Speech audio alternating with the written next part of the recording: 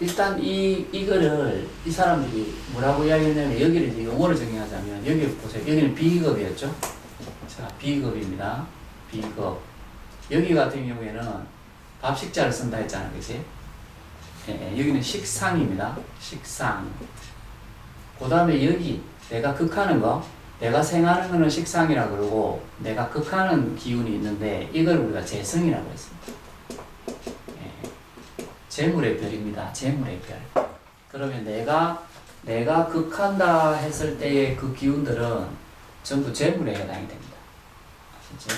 그 다음에 금극목합니다. 금극목합니다. 그럼 나를 극하는 겁니다. 그지? 극하는 거를 우리가 관성이라 했습니다. 관성. 그 다음에 나를 생하는 게 있습니다. 나를 생하는 거. 나를 생하는 거는 우리가 인성, 그지? 나를 도와주고 살펴주는 인성의 기운이라 했습니다. 요렇게 지금 나눈 겁니다. 요렇게 나눠가지고 내가 있을 때 내하고 같은 이용과 나를 보살펴주는 것과 내가 보살펴줘야 될 구조가 있죠. 그렇게 따지면 요렇게 또 나눌 수가 있습니다. 그죠? 요렇게 나눌 수가 있습니다. 근데 이 토와 내가 극하고 나를 극하는 형태는 나의 에너지가 많이 소비가 되기도 합니다. 나의 에너지가 많이 소비가 되기도 합니다. 그지? 인위적으로 만들어야 됩니다. 그런데 여기서 받는 거는 내 입장에서 인성이라는 거는 가족 관계에서 엄마 있어요. 엄마라는 존재입니다. 엄마라는 존재가 뭐 사람마다 조금만 다를 수 있지만 엄마라는 기운은 그때도 말씀드렸지만 그냥 아낌없이 아무런 뒤끝 생각하지 않고 그냥 베풀고 그냥 주는 게 그냥 엄마의 기운이죠. 여기는 인위적인 게 들어가 있지 않아요. 안 그렇습니까? 반대로 이게 엄마라 그랬을 때 내가 엄마한테 받았다면 내 역시 여기 베푸는 존재도 내 역시 베푸는 존재도 아낌없이 그냥 주는 걸로 돼 있습니다. 이렇게. 그래서 기본적으로 받는 거와 내가 주는 거를 생이라 그랬다. 생. 그죠? 내가 받는 생과 내가 아낌없이 주는 생이 그냥 있는 거죠. 그런데 내가 극해야 되는 거와 내가 그걸 당해야 되는 경우에는 나의 에너지가 소비가 돼요. 인위적이 돼요. 그러니까 재성과 관성, 그게 재관이라 하죠. 재성과 이 관은 기본적으로 나의 힘이 들어가야 돼요. 나의 노력이 들어가야 된다고 봐도 되고요. 일단 그렇게 한번 생각해 보시면 보신다고 받았습니다. 그런데 요거를 이제 과거의 책에서는 뭐라고 이제 설명을 해야 될 거 아니에요. 내가 살아가는데 각각 이러한 기준을 가졌을 때 아까처럼 우리가 저번 주에 배웠을 때처럼 사람의 관계를 놔둘 수 있죠. 뭐냐면 이렇게 된 겁니다. 보세요. 사주 8자가 이렇게 돼 있습니다. 이제 시대마다 다르겠죠. 사주 8자가 이렇게 있는데 만약에 이게 그냥 조선시대라고 이야기를 한번 해봅시다. 조선시대라고 한번 이야기해보면 물론 정해져 있습니다. 왜냐하면 양반이 있고 그죠? 밑에 일반인들이 있겠죠. 뭐 상금들도 있을 것이고 그죠? 그런데 이 사람들이 살아가야 되는 부분에 있어서 이 사람 밑에 상놈으로 태어난 사람이 상놈 노비로 태어난 사람이 글 공부를 해서 벼슬을 가진다? 있을 수 없죠. 불가능합니다. 그러니까 이 관계는 기본적으로 계열이다.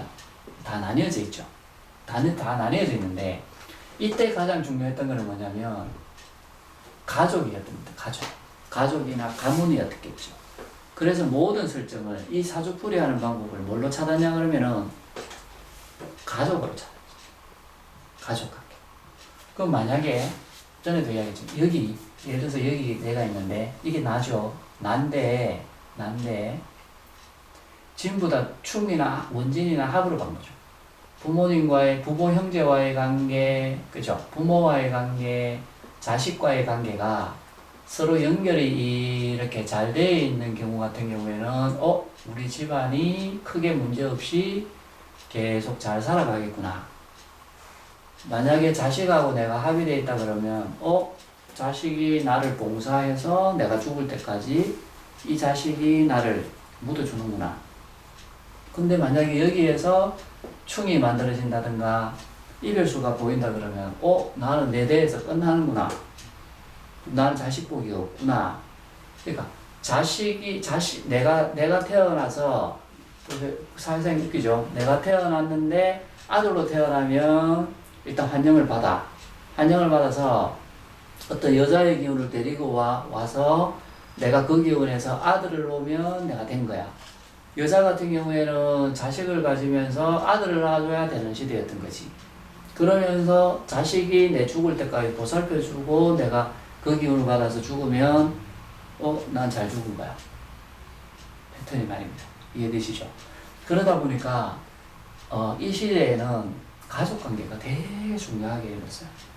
그러니까 당연히 이런 것들을 전부 다 가족관계를 다 봐도 돼요. 그러다 보니까 뭐라 그래요? 요 형태로 우리가 사주를 푸는 방법이 어디 가면 있었을까? 가족을 자꾸 거론하는 데가 어디일까? 어디 점집 가면 그렇지 하지 않습니까? 무속인한테 가면 보통 어떻게 이야기합니까? 뭐 억울하게 죽은 있다든가 무덤을 누구 무덤을 잘못 썼다라든가 자꾸 가족을 거론하죠. 왜 들어오면 할머니가 따라온다든가 이렇게 이야기하지 않습니까? 그러니까 그 툴 자체가 상담을 해보면 내 사주에서 내 사주를 좋게 하려 그러면 누구를 달래줘야 된다? 조상. 가족을 달래주고 조상을 달래줘야 되는 게 과거의 학문인 거예요. 그러니까 점치시는 분들이나 보통 선임분들이나 그러니까 그런 분들이 전부 다 인간관계가 기운이 막 엮여 있는 형태인데 이 부분을 달래주기 위해서 천도제를 지내야 된다든가 아니면 이장을 해줘야 된다든가 그분을 위해서 붓을 해줘야 된다든가 하는 식으로 연결시키죠. 요 관계가 인간관계로 푸는 부분들입니다. 이해되시죠? 그러니까 큰 틀에서는 사주를 풀이하는 방법이 다른 겁니다. 그러니까 이 형태로 취하는 거는 뭐냐면 또 다른 형태가 있죠. 네가 이렇게 사는 형태가 왜 이렇게 힘들게 사냐 하면 과거에 네가 이러한 삶을 살았기 때문에 그렇다라고 이야기하는 사람도 있죠. 전생에 이렇게 살았기 때문에 네가 지금 이렇게 산다라고 이야기하는 사람도 있습니다. 이거 연결을 시키죠. 이걸 과정을 그죠. 이렇게 하는 경우도 있습니다. 근데 요거를 지금 현대로 가져왔습니다. 현대로 가져와서 조선시대의 삶과 지금 삶을 갖다가 한번 생각을 해보십시오. 내 같은 경우에 내가 태어났어. 지금 우리는 또 다르지만 우리 애들 같은 경우에는 옛날처럼 태어나서 굳이 결혼할 필요는 없어. 그죠? 굳이 내가 공부 열심히 하면 내가 대통령이 될 수도 있어. 안 그럴까요? 그 다음에 내가 굳이 아들 놓을 필요는 없어. 완전 다르죠? 그러면 내가 열심히 공부를 해야 힘이 돼. 내가 열심히 일할 수 있는 기운이 있어서 돈을 만들고 얼마든지 벌 수 있어. 돈을 벌어서 내가 얼마든지 국회의원 나아가서 내가 명예를 가질 수도 있어. 이 식으로 바뀌었다고 한번 생각을 해보세요. 요걸 한번 살펴봅시다. 그러면 제일 처음에 요거를 설명해요. 내하고 똑같은 경우입니다. 내 사주에 만약에 똑같은 게 많아요. 내가 태어난 날에 똑같은 게 많다고 칩시다. 목이 많아요. 그러면 이렇게 표현하죠. 내인데 옆에 형제가 하나 있고 여기 여동생이 하나 있다 칩시다. 누나가 하나 있다 칩시다. 자, 4명이 있어요. 자, 예를 갖다가 들지만 밥상에 밥이 한 그릇 있습니다. 네. 1등은 금메달을 해야 이 밥을 먹습니다. 그러면 선생님들이 그냥 생각하시면 됩니다. 어떻게 됩니까? 엄청나게 경쟁심이 있을까요? 없을까요? 많죠. 그렇죠.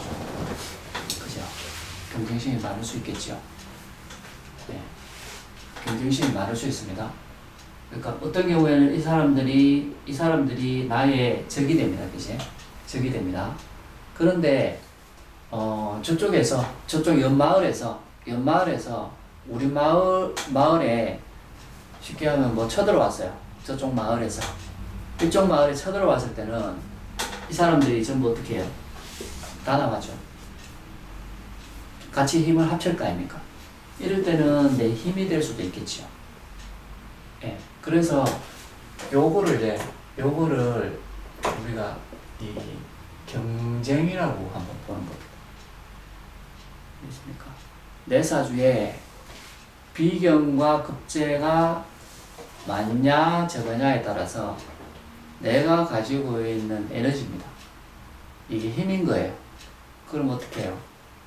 자칫 잘못하면 저는 많이 버는데 남는 게 없어요. 이럴 수도 있어요. 왜 그러냐면 농사를 많이 짓잖아, 같이. 많이 짓는데 많이 나가는 경우가 발생되는 거지. 근데 만약에 이게 아무도 없어. 그러면 적게 벌고 적게 먹으면 되지. 똑같아. 쉽게 얘기하면. 그런데 얘가 옆에가 있을 때, 그러면 옆에 누군가가 있어. 나를 도와주는 사람이 있을 때 여러 가지 형태를 다 생각하시면 돼요. 선생님들이. 예, 그거는 이해하는 거니까. 내가 있어. 근데 옆에 내하고 똑같은 사람이 있어.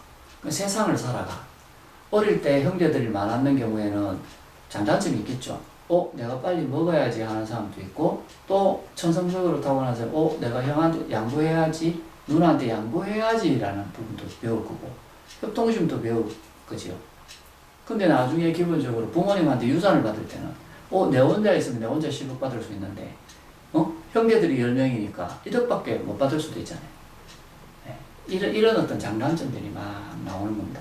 근데 기본적으로 비경급제가 내가 기본적으로 내 사주에 내하고 똑같은 글자가 많다는 건 내하고 똑같은 사람이 많기 때문에 이 사람과 경쟁을 하기도 하고 어떤 경우에는 이 사람들하고 같이 힘을 합쳐가지고 적을 가져오기도 해야 돼.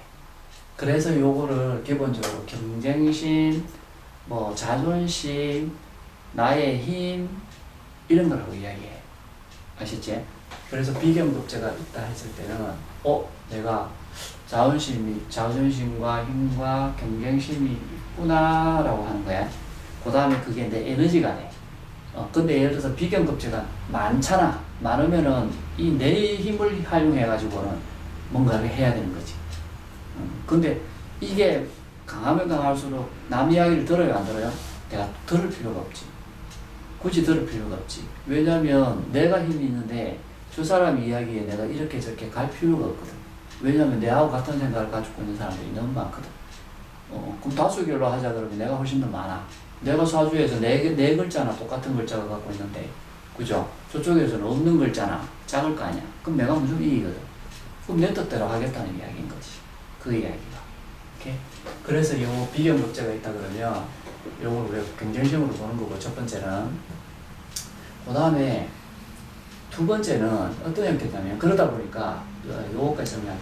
그러다 보니까 얘가 있으면 어떤 형태들이 나타나냐 그러면은, 경쟁심이 있는데 어떤 형태가 나타나면 얘가 하는 일이 얘를 공격하는 거라. 그죠?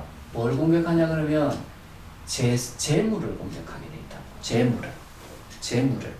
아까 이야기했듯이 가장 기본적인 건 내하고 똑같은 사람이 많으면 저 재물에 해당되는 밥그릇이 있는데 저 밥을 갖다가 여러 사람이 다 갈라 먹어야 되는 형태인가.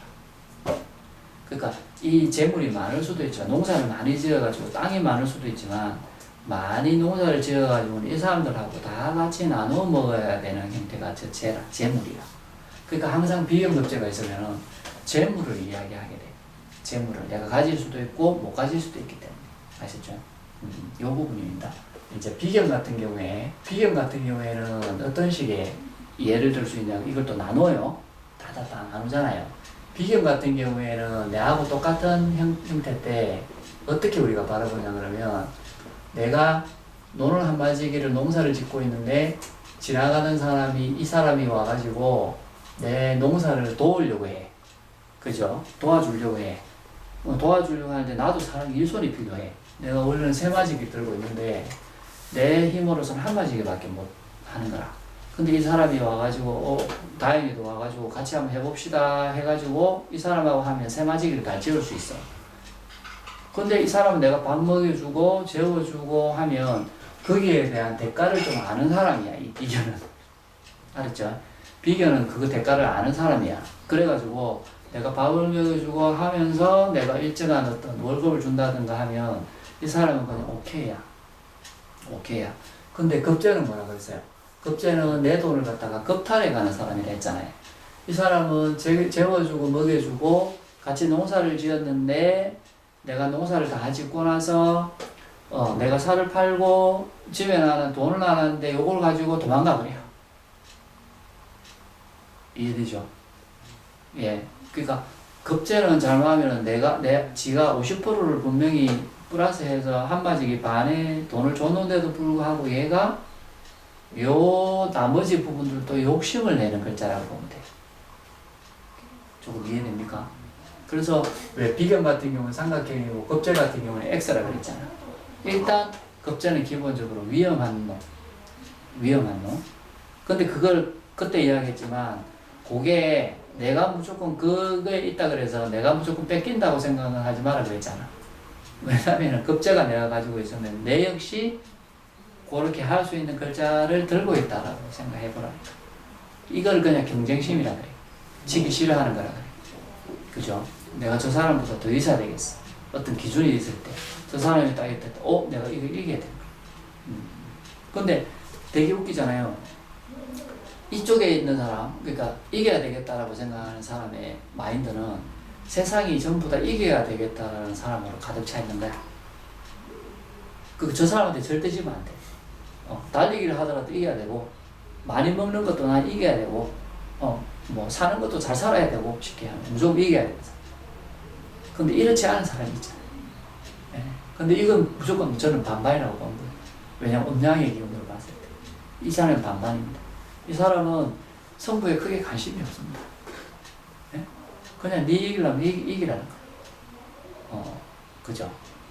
근데 이 성부에 강한 사람은 내가 그날 달리기를 해서 1등을 못했으면 거기에 분을 삼키지 못하죠. 막 눈물이 나고 이런 기운들을 많이 가지고 있는 게 내가 많다는 이야기입니다.